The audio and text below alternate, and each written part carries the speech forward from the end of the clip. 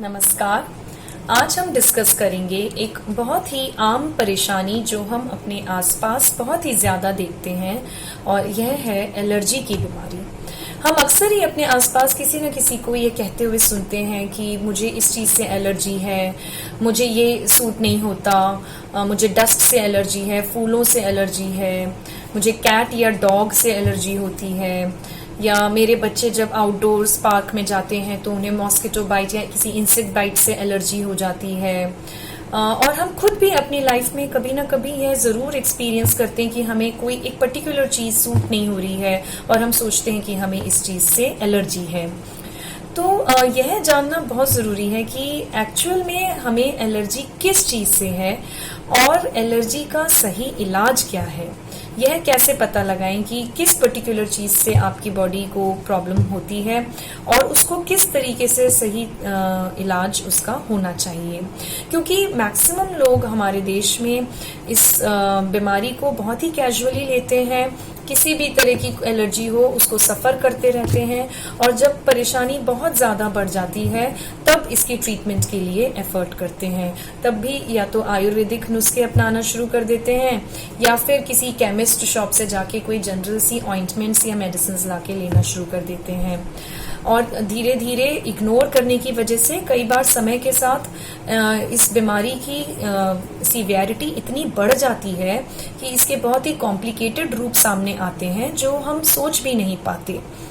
तो इसलिए यह जानना बहुत ज़रूरी है कि एलर्जी क्या है और इसे किस तरह से इसका जो है सही इलाज होना चाहिए।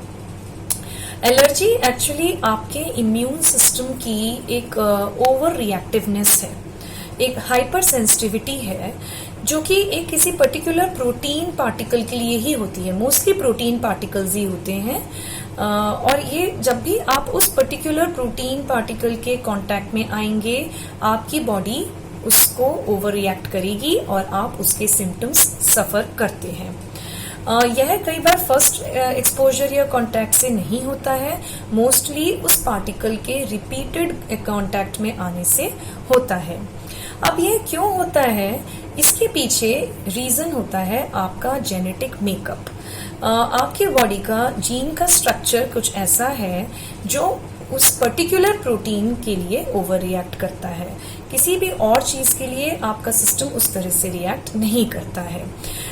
तो इसका एक बहुत ही स्ट्रॉन्ग जेनेटिक बेसिस है इस बीमारी का और इसीलिए हम ये देखते हैं कि जिन पेरेंट्स को या जिन फैमिलीज में पेरेंट्स या ग्रैंड पेरेंट्स को कोई भी एलर्जीज की प्रॉब्लम रही है उनके बच्चों में भी ये प्रॉब्लम आती है। भले ही वो किसी भी एज में जाकर मैनिफेस्ट हो, किसी भी फॉर्म में हो सकती है, लेकिन एलर्जी की दिक्कत उनके बच्चों में भी देखने को मिलती है क्योंकि इसका एक जेनेटिक एसोसिएशन है। लेकिन एलर्जी डेवलप किसी भी एज पे हो सकती है। यह बच्चों में हो सकती है, बेबीज में बहुत ज़्यादा कॉमन है।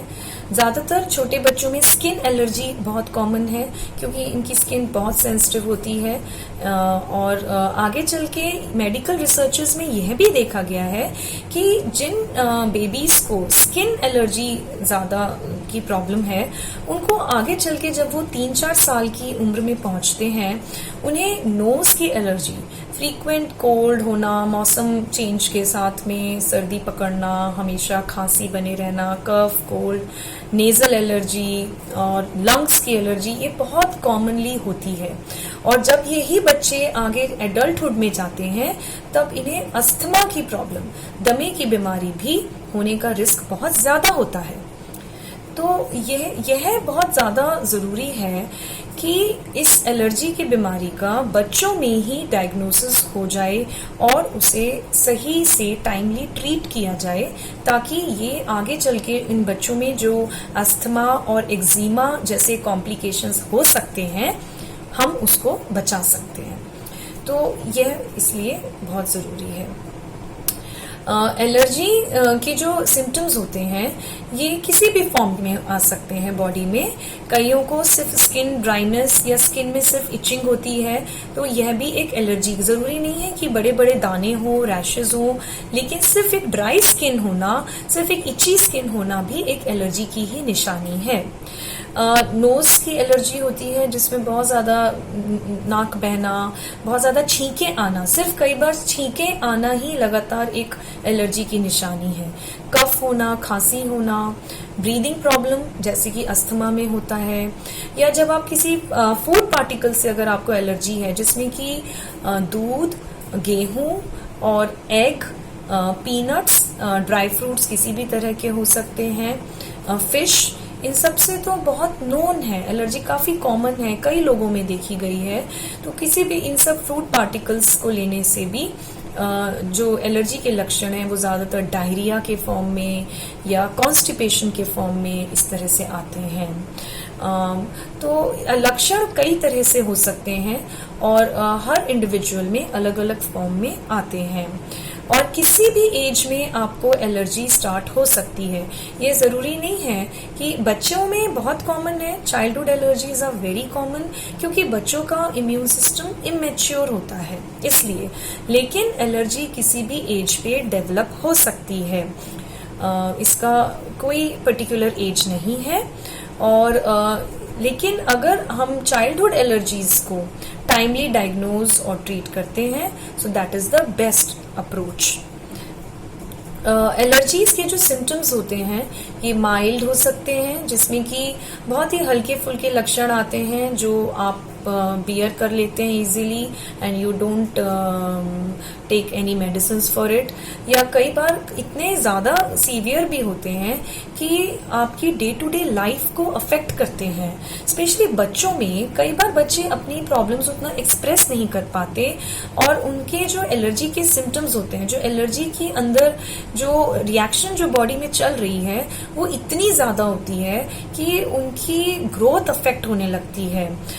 और ज्यादातर हमने देखा है ऐसे बच्चों में उनकी कंसंट्रेशन पावर, उनकी मेमोरी पावर, उनकी ग्रास्पिंग पावर, एकेडमिक्स जो स्टडीज में वो बहुत पुअर होते हैं।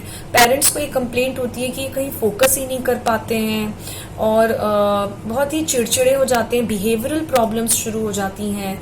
तो ऐसे बच्चों में कई बार जब एग्जामिन करते हैं तो पता चलता है कि उन्हें जो है नोज की एलर्जी है, इंटरनली उनका स्ट्रक्चर अफेक्ट हो रहा है, नोज का स्ट्रक्चर अफेक्ट हो रहा है, टॉन्सिल्स बड़े बड़े हो गए हैं। तो ये सब कहीं ना कहीं शो करता है कि उन्हें एलर्जी है और काफी समय से है, इसलिए इंटरनली स्ट्रक्चर भी उनका चेंज हो गया है।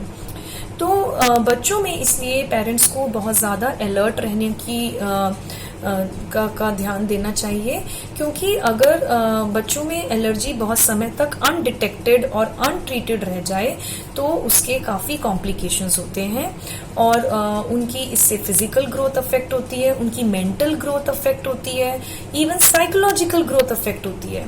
बच्चा बहुत ही ज्यादा अपसेट हो जाता है क्योंकि उसके स्कूल बहुत ज्यादा मिस होते हैं, वो पढ़ाई में, अपने फ्रेंड्स के साथ इंटरेक्ट करने में, सभी चीजों में कंफर्टेबल नहीं हो पाता है, और इस वजह से काफी उसका सेल्फ एस्टीम और कॉन्फिडेंस काफी डाउन हो जाता है।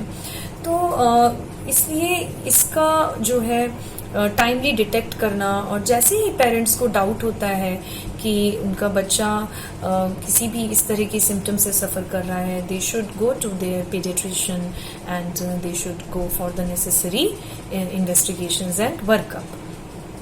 तो एलर्जी का जो सही जो इन्वेस्टिगेशंस जो हैं उसमें आपका ब्लड टेस्ट होता है, and there is also a skin test, skin prick test है, which is the gold standard test to detect allergy. और इन टेस्ट के द्वारा हम ये पता करते हैं कि बॉडी को किस चीज से, पर्टिकुलर किस प्रोटीन पार्टिकल से एलर्जी है। ये प्रोटीन्स फूड प्रोटीन हो सकते हैं, ये एनिमल प्रोटीन्स हो सकते हैं, कैट फर या एनिमल हेयर, इंसेक्ट प्रोटीन्स हो सकते हैं, cockroach protein, mosquito protein, any insect, crabs, prawns, fish, proteins हो सकते हैं, ये फूड प्रोटीन्स ही हो गया, milk allergy, wheat allergy, egg allergy, they are very common. And किसी भी पार्टिकल, इवन डस्ट में जो होता है, डस्ट माइट एक तरह का इंसेक्ट होता है, उसकी प्रोटीन से एलर्जी सबसे ज्यादा कॉमन है हमारे सेटअप में। तो ये टेस्ट्स जो होते हैं ये इसीलिए हैं सो दैट यू नो कि आपको किस चीज से पर्टिकुलर एलर्जी है, and then you can start avoiding that thing in particular in your day to day life. उसको फिर अपनी डे टू डे लाइफ में किस तरह से अवॉइड करना है उस पर्टिकुलर चीज को, यू लर्न दैट, एंड आप फिर देखेंगे कि उसके काफी अच्छे रिजल्ट्स हैं, क्योंकि because you are not expose to that protein, आपकी बॉडी उसके कॉन्टैक्ट में नहीं आ रही है, आपके सिम्टम्स काफी कंट्रोल हो जाते हैं। So that is very important to get the tests done and to know कि आपको किस चीज से एलर्जी है। फिर उसके अकॉर्डिंग देन आप रिजल्ट्स के according you can take the specific treatment, जो भी इसका रिक्वायर्ड ट्रीटमेंट है आप वो ले सकते हैं। So to conclude I should say that don't suffer from your allergies but get them cured. Thank you.